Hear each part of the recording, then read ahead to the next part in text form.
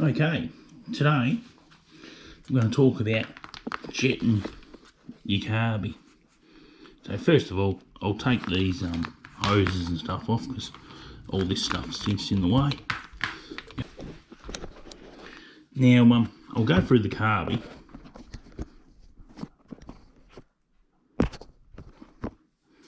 And I'll explain to you what some of the stuff is.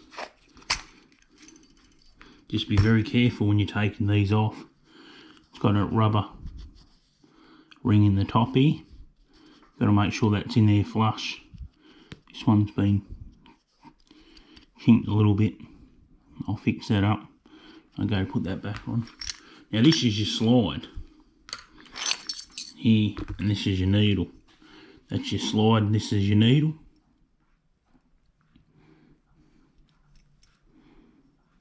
And if you undo this, you can take this needle out. You can get multiple versions of these slides too for your motorbike, and you can get multiple needles. I wouldn't advise to be changing the slide or the needle. I'll be just focusing on changing the jets. A good jetted motorbike will run very well. So we'll just take off the float bowl. You can do this in the motorbike too. You don't have to take all this off. You will have to disconnect your throttle cable, because you don't want to be like when you undo your air boot clamps on your 2-stroke bike, or you've got a 4-stroke. You don't want to go like the carby sits in the motorbike like this. You have to turn the whole carby like that. So if you disconnect that throttle, you'll be able to undo this. It's not too much to take the air boot off. You just undo that clamp and prise that end off. And be careful when you prise the intake off, like just force it back with your hand. They can be a bit of a pain in the ass to get back on too. But you can change the jets in the motorbike. So we'll undo these screws. This one, I think it's a 40. They measure it by the millimetre in the So what you do is you just carefully undo your float bowl when you're taking this off. Just carefully take it out. Don't go reefing the stuff out of it. You've got your main jet here. We'll take this out. I'll show you how to take that out. We'll get the right socket. I suggest that when you take these off, because these are only pot metal, just be very careful when you're taking the jet out. You just take the jet out of it. And you've got your pilot, which is hiding here, which you need a flathead screwdriver, and I'll grab one of them. Screwdriver. We'll just carefully undo it.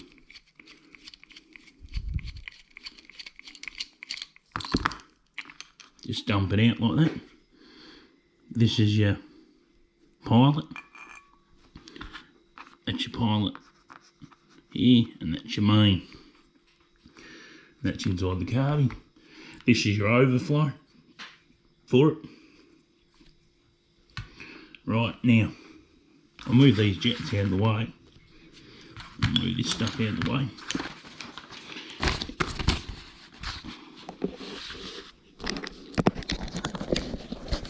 You've got a Pro Circuit pipe.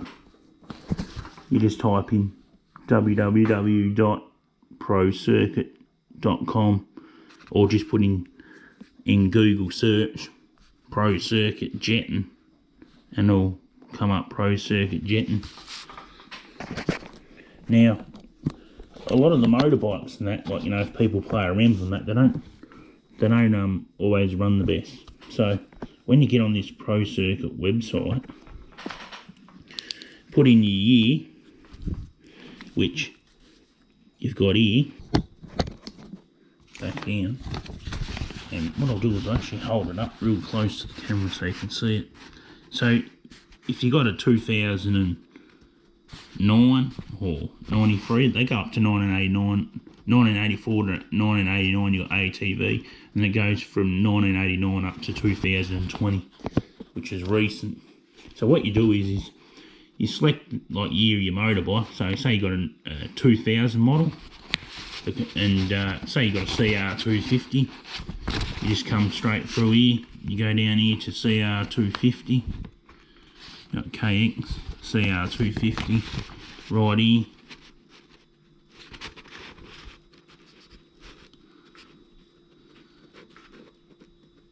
And the main jet they recommend is a 420 and a 35 pilot. The needle's a 6BEH1 and it's a third position on the needle clip, and they say it's a 1.75 idle screw. Now, if your motorbike's running poorly when you get it off someone, you know, it doesn't matter if they've got a pipe or they've got a reed valve, they've got a Boyesen rad valve on it, or they've got a V-Force free re-block, that won't matter at all. You can just go on this website, even if your motorbike's standard, and get these jets, and this will give you a very good start to where you should be. So that CR250, that obviously they've got a mikuni Carby on there. They don't have a Keihin on it. They're mikuni jets. But the YZs, the Yamaha YZs have a PWK, and the KX 500s that. Some KXs, I think pretty sure they're all got PWK Keihin carbs like the one what we got here. A lot of them have got these, but they do have Mikinis too on them, but not the YZs don't, and the KXs don't. Some KXs might have a Mikuni, but no. And once you go on this Pro Circuit website, this will give you all the information. Like they've got all different models here. They've got YZs and RMs, and you know they'll give you the exact year. It's the same as when you're this is all, you know, a good point to start from. Now, because I've got a KX 500, that's Pro Circuit. You just type in Pro Circuit Jet on Google, and that will give you that information. I got a KX 500, and I typed in it's got an FMF pipe on it. I just put KX 500 Jet in, and it will bring up to this. It tells you that, you know, obviously different altitude and that in the motorbike will run different, but these aren't always exact. Like mine's a 93 KX 500, and it says here that, and it's got a FMF pipe on it, and I put a Boyesen rad valve on it, and it says the jet near should be 168 and 58. Well, this is not accurate. It's a good indication, but it's not accurate. I got a 168 for the main jet, and I got a 60 pilot in it. The 58 was, it wasn't running properly. It would be, it feel like it wasn't, you know, hitting its full power. Like it wasn't really snappy and a lot of get up and go. It was sort of a bit sluggish. Like it was getting a little bit too much fuel. And I've tried a lot of these different years too in them as well. They tell you the needle position and the air screw in them as well.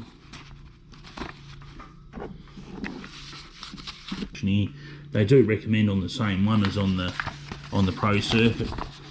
It says that on a KX 500 it should be 168 and a 58. They say it should be the standard jet, and 55 with the standard needle and second position out on 1.75 turns. I mean, that's not true. My needle's on 3 turns. My needle's on the third clip position, which is in this, in here, the clip is. Mine's on 3 clips out, that's standard. That's what you should always leave them at.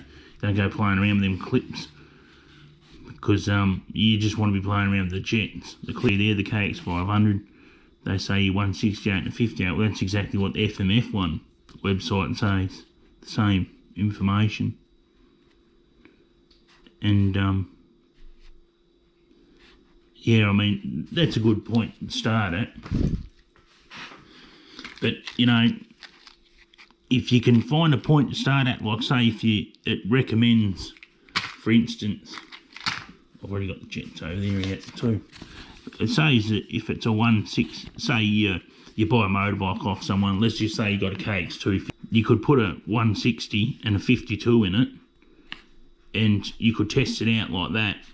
Like, you know, if it's not running the best like that, you could move the main, like if you feel like it's lacking top end power, you could put like a 162 in it and keep the 52 in it. Like just do one change at a time and see what that does. If it gives it more, like, you know, you'll know by the way the motorbike performs. But if you put a 50 in it, like, you got to be careful, because if it runs a lean, you don't want to be mixing and matching and changing jets, like 2 jets at a time. You just want to do 1 change at a time. And obviously you're going to have to adjust your air screw and check your spark plug and that, because you can't just go looking at this bit of paper and putting these jets in it and then just, you know, setting your air screw to whatever they say, like on here, like they say it's 1.75 turns out in the KX250.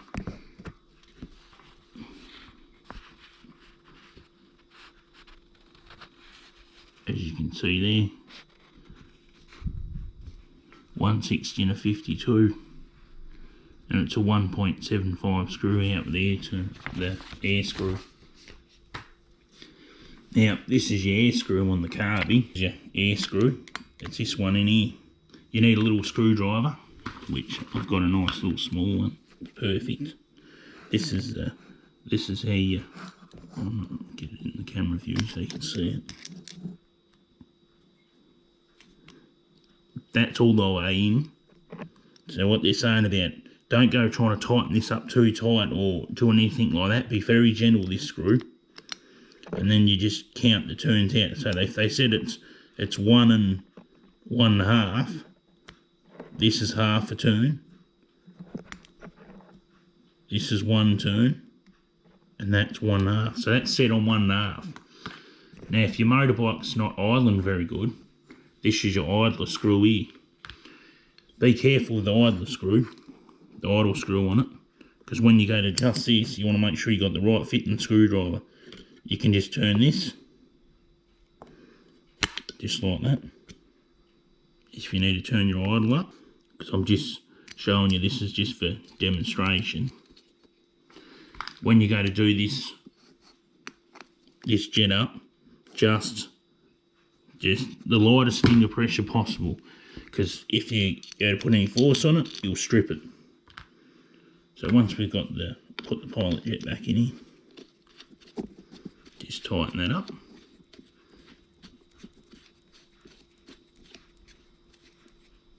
And it's the same, just very, just when it goes to the end, just a tiny little bit more, that's perfect. And then you go reefing on it, and, you know, damaging it. It's the same as this bowl. Be very careful, this gasket in the bottom of the bowl. Now these can be a bit tricky when you go to put them in. These float bowls.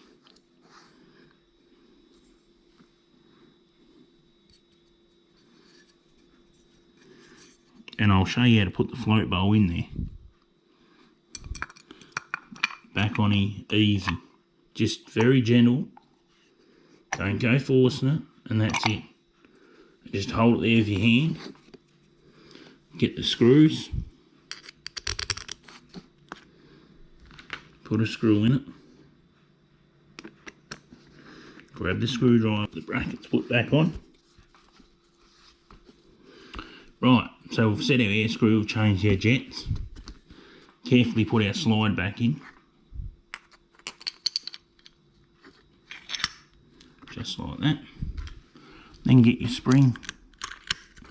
Put your spring on there. We've got the topper with the O-ring. Make sure that's nice. Screw that on there. You don't have to go doing this up really tight. And that's it.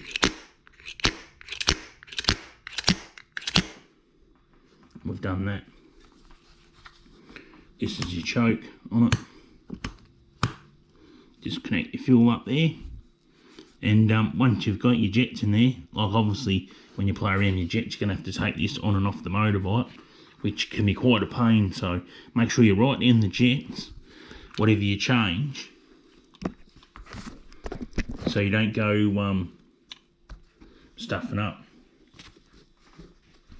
trying to find out what's where. So that's a tip there. Every time you make a change, you get your paperwork. If you put a 160 and you got a 55 pilot in there, you write it down. take the motorbike for a ride first before you do any of this. Make sure, like, you know, see how it goes already. That way, if it doesn't go very good, you can go down the jet size, the opposite way, or change your pilot. Pilot jet works from idle to about a quarter throttle, and the main jet takes over. So if your motorbike's it's running rich in the top, and it's you know, sort of sluggish, but it still runs reasonable, it's probably running way too rich in the top, so you need to get a jet. Put the size down to lean the motorbike out a bit. If the pilot's it's a little bit sluggish on takeoff, the pilot jet's too big, so you need to change your pilot jet and go down the sides. So yeah, the main jet's from a quarter throttle to flat. Pilot jet's just idle to a quarter. That's all the pilot jet will do. And like I said, when you change something, you write it down. This is a good start for the jetting. Now, I'm going to talk about rad valves and stuff too, because you got two types of rad valves. You've got V-force free reblock, and you got Boyesen rad valves. They're both a little bit different to each other, and they can make your motorbike a lot more snappier when you know, taking off, and you know, it makes it hit power band a little bit faster, a little bit harder, and that. It's a bit more responsiveness, a rad valve. A muffler, I don't think a muffler does a real lot to a power band bike. I mean, there might be other people disagreeing and all that, and you know, people. That's my opinion, because I had a couple of YZs, and one had a standard muffler on it, and one had the standard reed valve on it, and the other one had a V-force free reblock, and it had a pro circuit exhaust, and the performance was no different. The one was stock because it had different, better jet in it, and it was set up like that, like for motocross. It went just a bit better, had a bit more of a vanning, so it didn't even need any of that stuff. I think the pipes are just for looks, really, so I wouldn't go wasting $400 or $500 on a muffler thinking that you're going to get better performance. Don't get fooled into that trap, because you know, you're paying out $450 for an exhaust. It's going to give you not much. You're not going to notice the performance difference in the exhaust, I can tell you, over a stock one. Like, obviously, if the stock exhaust is all dented up, like, yeah, it's not going to perform properly. But your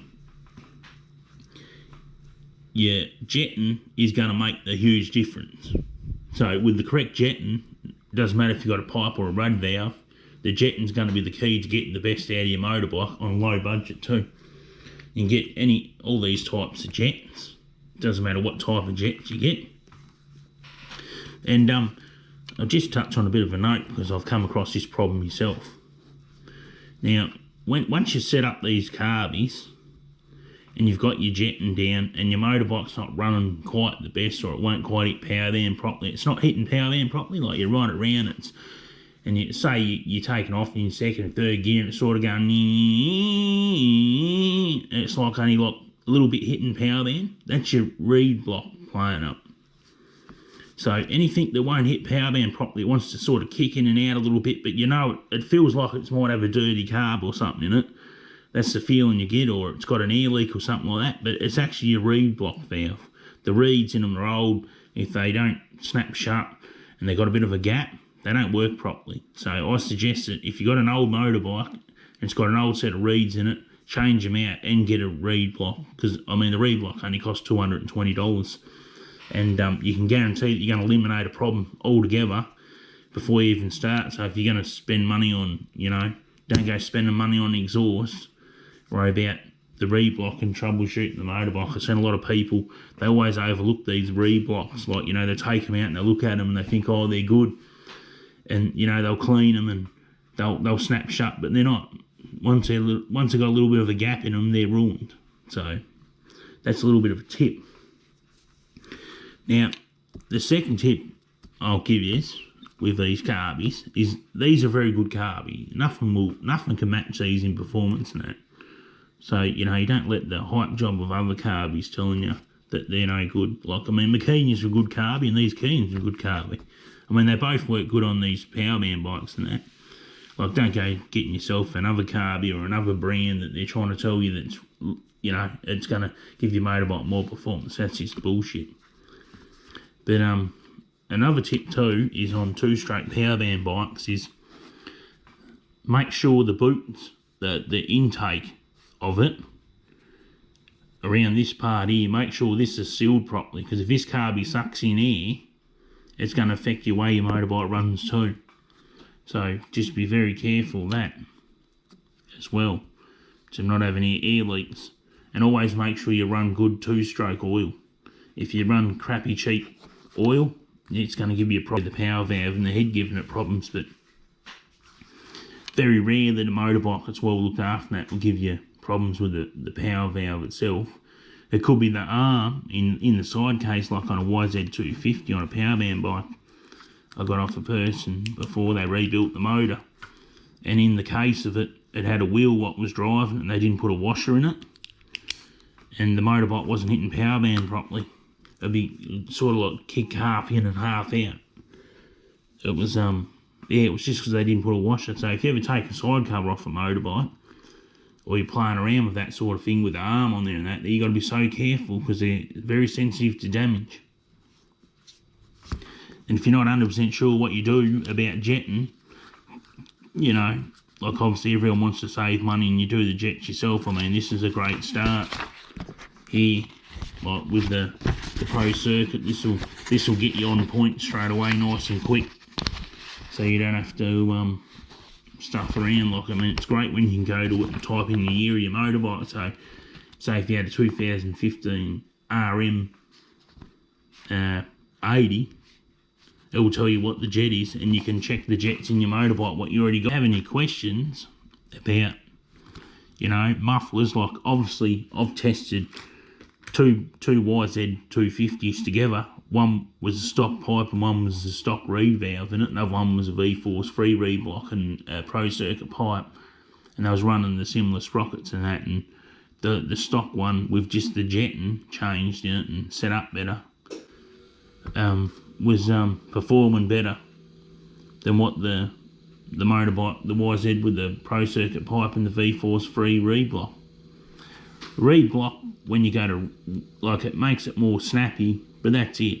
A little bit more snappy in it, but a good low hour 2-stroke power band bike, like say if you put a new set of rings in your motorbike, like, you know, power band bikes can lack a bit of power from not changing your rings too. So there's been a bit of a debate over the time about rings in motorbikes, like, you know, when you should change them. Some people say you should change rings in your power band bike, your 2-stroke bike, every 12-14 hours. I mean, after probably about 20 hours in your 2-stroke motorbike just bombing around on it, it's going to be it's going to lack some power, because it's not going to be, the rings are going to be worn a bit in it, and you know, you're probably ripping yourself off 15% of its power, like after 20 hours of riding. But I mean, that thing will probably do 100 hours and it will still have, you know, 75% of its power. But obviously a motorbike that's got a brand new set of rings in it, you're going to notice the difference with, like, you know, snappiness and hitting power band a lot harder and that than what you will with a motorbike that's got rings that are worn. And I noticed that myself, because I got one that had the rings changed in it, and it was an X-race bike, and it was a YZ250, and when I first got it, it was really snapping explosiveness, and over time it had a job to do a 3rd gear wheel stand. Like, I could still do it, I just have to try a bit harder. Like when I first got it, like I weigh a bit myself, I'm not like a no lightweight, and when I'd do a wheel stand on it, like, you know, after probably 30 or 40 hours of riding, I never changed the rings in it myself, you could definitely notice the difference with the power it lacked. I'd sort of have to try and pull on the handlebars a bit to get it up. So that's another tip I'd give people too about rings. I mean, if you can work on your 2-stroke motorbike yourself, I mean, you get a set of rings for it for about, you know, rings are probably $30. All you need to do is get a base gasket on a 2-stroke bike, take the head off it, only 4 bolts, and disconnect your radiator and drain that fluid, and, you know, put a set of rings in it. If you can do it yourself, you're probably going to be able to do it for about $50, $60, and it's done. Obviously, you've got to disconnect your power valve, because you need to take that off it, which is not a big deal, but you've got to be very careful, because you don't want to stuff that up, otherwise you'll have to buy a gasket, or if you know, do damage to the rod, it's going to cost you more money. But yeah, changing the rings for $60 every probably 25 hours on a power band bike's probably a good idea. You'll get a lot better performance out of it. So if you buy a motorbike off someone and changing the rings too, like obviously if you buy a motorbike and it's only a couple of years old and you know it's only done like 20 hours work or something, that'd be all right. Like, I mean, it's not going to be lacking that much power, but something that's a few years old and they say they rebuild it sometime, like, you can't believe anyone. But if the rings are severely worn, you can damage the actual cylinder by riding around if they're done a lot of work. So you just got to keep that in mind as well, that the cost of a cylinder for a 2-stroke bike, you'd be looking at $1,000 for a cylinder for one. So you want to keep that in the back of your mind too if you're trying to save money. And make sure with 2-stroke motorbikes that when you're running these, after you sort out your jets, if you want long life, use good 2-stroke oil is number one. So you got Motul is M800 or M700, whatever it is. It's 2-stroke oil, Motul, or Maxima K2. It's in a purple bottle. I've run that. I use that myself all the time. Maxima K2.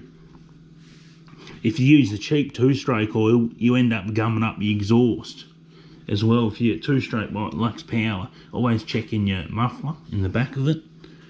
That's another thing to keep an eye on as well. The packing, if the packing gets caked in oil from running shit oil, it will restrict the airflow coming out the back of your 2-stroke bike, and yeah, that's overlooked as well in them. But the oil's the key, and a good spark plug.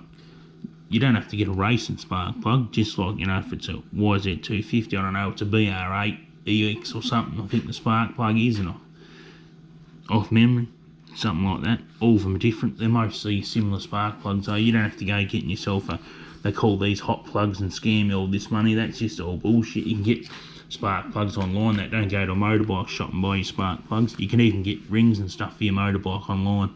Motorbike shops, they rip you off for rings and that if they can. So try and avoid motorbike shops as much as you can for parts, because they just outright rages. And another thing too with motorbikes is make sure your air filter is always clean. The reason why I say that is if you've got a dirty air filter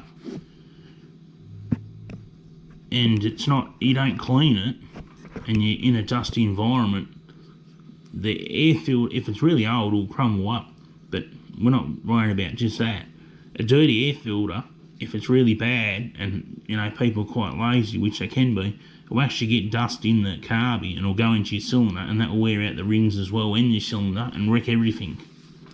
So mate, that's probably another thing you should always check, your air filter all the time. So if you're riding out, like obviously these air filters are pre-oiled, so if you're on a dusty track somewhere and you're riding around, make sure that after a couple of rides that you take that air filter out and wash it out in petrol and leave it to dry, and then put that air filter, get some oil, air filter oil, and spray on it to put it back in there so it's nice and fresh, ready to go again. Obviously if you're riding around the mud and in winter time, that you don't have to worry about it so much. But them real dusty rides, if you go riding with multiple people, these motorbikes, they suck in that much of that dust. The air filter's filthy the time you get back after a couple of rides. So keep that in mind too. And a bad air filter, a filthy dirty air filter, will make your motorbike run like shit too. And not only that, it'll also ingest that shit in it if you don't change it, and it will affect the performance of your motorbike too. So it doesn't matter if you've got a 2-stroke motor, or a 4-stroke, a quad bike, always keep an eye on your air filter if you're riding around in dusty tracks and that all the time. So yeah, and if you have any questions about motorbike jetting or anything like that, or about, hopefully you learnt something from me today. I'm trying to save people a lot of money by giving you a bit of a heads up about, Carby jetting and that, and how you can find this information out, what size jets you should have in your motorbike and where you can start from, and how to set your air screw, and that's all you need to know really. And your rad valve, like if you buy a motorbike, it's always nice to know that if you can learn some information from from my experiences, and you know, that will save you some money, and you don't have to take the motorbike to motorbike shop. And yeah, but the main thing is too, like these 2-stroke motorbikes, they don't run fuel filters in them. They've only got like a just straight in there. So make sure that whenever you're doing it, like obviously if it's dirty, if one of these pilot jets get clogged up, I'll just show you quickly before I wrap it up. These got holes in them. You can see them holes there. If these get clogged, your motorbike will run like shit too. You hold them up in the light and you'll be able to see through them. These, and this is your main jet. Very rare you ever get a main jet blocked up. Obviously the hole's substantial. Yeah, you can just see through that on camera.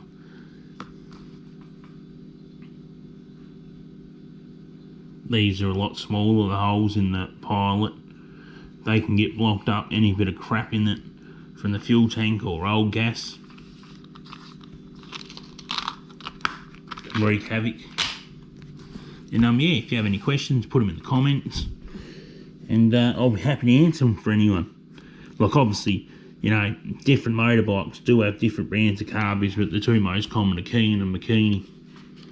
These are the PWK carbs, the Keihins on the 2-strokes, the mikinis are, I'm not sure what the mikuni, they're just called mikuni carbs on the 2-strokes, but they do have a name. They're a VM or something, they are. VM22 or VM24, I'm not sure exactly what it is. The mikuni brand. I haven't spent a lot of time on them, only on road bikes with mikinis I've spent time on. Keihins only on 2-strokes I've spent a lot of time on. And yeah, thanks for watching. Please like and subscribe.